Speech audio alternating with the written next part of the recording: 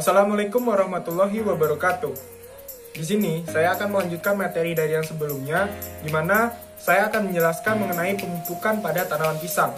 Tapi sebelum masuk ke materi, ada baiknya perkenalkan, nama saya Rehan Deswalarto, NPM E1J 018064. Baiklah, langsung saja kita masuk ke materi.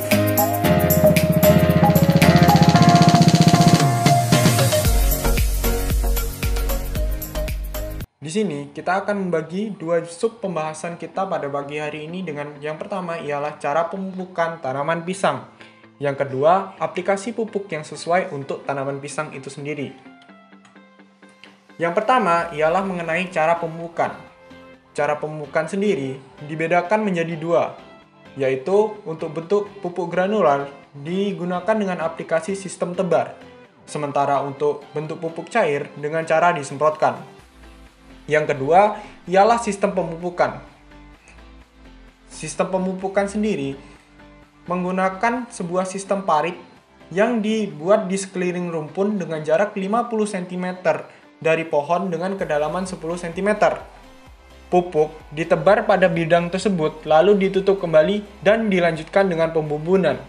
Seperti yang kita lihat pada sebuah gambar itu, terdapat parit di sekitar tanaman pisang.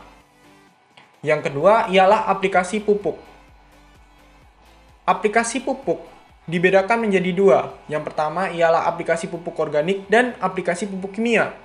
Aplikasi pupuk organik dilakukan pada saat penyiapan lahan tanam, sedangkan aplikasi pupuk kimia dilakukan 3 hingga 4 kali dalam 1 tahun.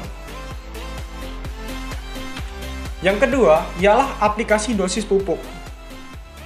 Berikut saya tampilkan tabel-tabel yang saya ambil dari sebuah jurnal, Gontor Agrotech Science Journal, yang ditulis oleh Sakityono Sigit Tri Pamungkas dengan judul Pengaruh Kombinasi Pemupukan Terhadap Pertumbuhan Pisang Kepok Kuning pada Lahan Kering Banyumas, Jawa Tengah. Sistematika penelitian ini didasarkan pada penelitian yang dilaksanakan di lahan pertanian di Desa Gentawangi, Kecamatan Jatiwelang, Banyumas pada bulan Januari hingga Juni 2009. Di situ tipologi lokasinya sendiri merupakan tempat atau kawasan lahan kering atau lahan gogo. Dari hasil penelitian tersebut digunakan dengan metode rancangan acak kelompok dengan 5 perlakuan dan 6 kali ulangan, dengan masing-masing perlakuan menggunakan 10 sampel. Perlakuan terdiri dari beberapa kombinasi. Yang pertama ialah kontrol, yang kedua ialah kompos 15 kg per pohon per aplikasi, yang kedua ialah urea 200 gram ditambah dengan SP36 50 gram ditambah dengan KCl 100 gram per pohon per aplikasi.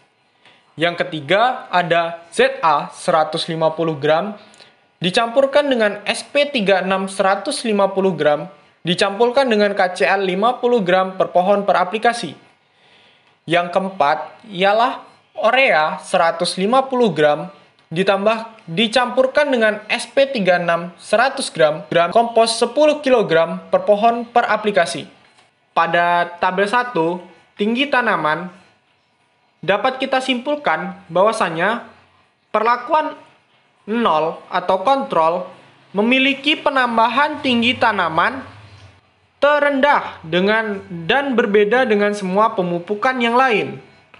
Perlakuan pemupukan 3 dan perlakuan pemupukan 4 memberikan tinggi tanaman terbaik dan berbeda nyata dengan perlakuan pemupukan yang lainnya. Perlakuan pemupukan 1 memiliki penambahan tinggi tanaman lebih baik dibandingkan dengan perlakuan yang lain, tetapi perlakuan pemupukan 2 memberikan penambahan tinggi tanaman yang lebih baik dibandingkan perlakuan pemupukan 1. Perlakuan pemupukan 2 menunjukkan perbedaan penambahan tinggi tanamannya nyata dengan perlakuan pemupukan 3 dan perlakuan pemupukan 4. Tetapi pada perlakuan pemupukan C dan perlakuan pemupukan 4 tidak menunjukkan perbedaan penambahan tinggi tanaman yang nyata pada bulan kedua. Selanjutnya, pada tabel 2, yaitu diameter batang, dapat simpulkan bahwasanya pengamatan ketiga diperoleh hasil bahwa perlakuan pemupukan 0 atau kontrol dan perlakuan pemupukan 1 tidak berbeda nyata. Hal ini menunjukkan bahwa pemberian kompos belum cukup untuk meningkatkan penambahan diameter batang, sedangkan pada perlakuan pemupukan 2 tidak memiliki perbedaan penambahan besarnya diameter batang dengan perlakuan pemupukan 3 dan perlakuan pemupukan 4. Pada pengamatan kedua untuk diameter batang, terjadi perbedaan penambahan diameter batang yang nyata pada beberapa perlakuan pemupukan. Dari hasil perhitungan, didapatkan bahwa penambahan diameter batang pada perlakuan 0 atau yang kita sebut dengan kontrol paling kecil dan berbeda nyata dengan perlakuan pemupukan yang lainnya jika dilihat dari besarnya penambahan diameter batang. Maka perlakuan pemupukan 1 lebih baik dari perlakuan pemupukan O, tetapi perlakuan pemupukan 2 lebih baik dari perlakuan pemupukan 1.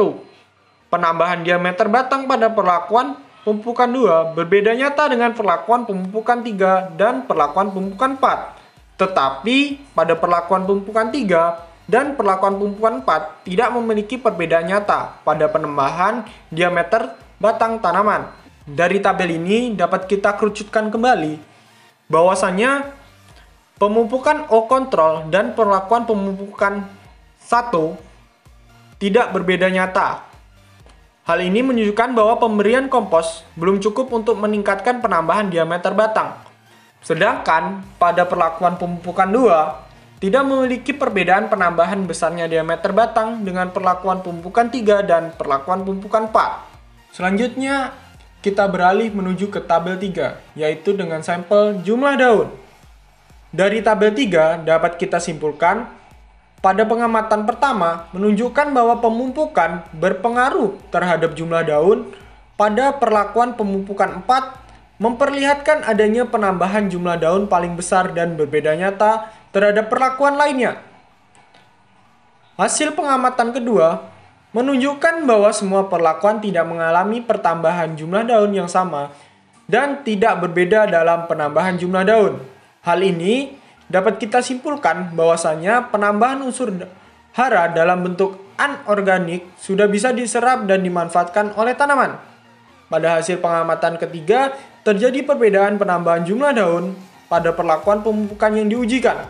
Berdasarkan statistik menunjukkan bahwa adanya perbedaan penambahan jumlah daun pada perbedaan perlakuan pemupukan 2, 3, dan 4 dengan perlakuan pemupukan 1 kompos dan perlakuan pemupukan 0 atau kontrol. Pada perlakuan pemupukan 1 atau yang kita sebut dengan kompos dan perlakuan pemupukan 0 atau yang kita sebut dengan kontrol, tidak terjadi perbedaan terhadap penambahan jumlah daun pada tanaman. Hal ini sama dengan perlakuan pemupukan 2, 3, dan 4. Dari tabel kita beralih menuju ke tabel 4, yaitu dengan variabel pengamatan jumlah anakan pada setiap anakan. Di sini dapat kita simpulkan bahwasannya perlakuan pemupukan 3 dan perlakuan pemupukan 4 berpengaruh terhadap jumlah anakan yang muncul. Sementara perlakuan pemupukan 3 dan perlakuan pemupukan 4 berbeda dengan perlakuan pemupukan yang lainnya. Hasil pengamatan 3 terlihat bahwa perlakuan pemupukan pada perlakuan pemupukan 2 menunjukkan adanya pengaruh perbedaan terhadap perlakuan pemupukan 0 atau yang kita sebut dengan kontrol dan perlakuan pemupukan 1, tetapi tidak berbeda dengan perlakuan pemupukan 3 dan perlakuan pemupukan 4. Namun dilihat dari perhitungan menunjukkan adanya kecenderungan perlakuan pemupukan 3 dan perlakuan pemupukan 4 yang lebih baik dibandingkan dengan perlakuan pemupukan yang lainnya. Dari materi di atas dapat kita simpulkan bahwasannya yang pertama, perlakuan pemupukan 150 gram urea dicampurkan dengan FP36 100 gram dicampurkan dengan kompos 10 kg per pohon per aplikasi memperlihatkan pertumbuhan vegetatif tanaman pisang kepok kuning yang lebih baik daripada pupuk-pupuk yang lainnya. Yang kedua, pengaruh unsur N pada pupuk ZA lebih baik daripada dibandingkan dengan N dari dalam bentuk pupuk urea pada pertumbuhan vegetatif tanaman pisang kepok kuning. Yang ketiga, untuk meningkatkan pertumbuhan vegetatif pisang kepok, maka perlu adanya perpaduan antara pupuk anorganik dengan organik sehingga dapat menciptakan pertumbuhan yang maksimal. Demikianlah materi yang bisa saya sampaikan, lebih dan kurang saya mohon maaf. Wabillahi taufik walhidayah. Wassalamualaikum warahmatullahi wabarakatuh.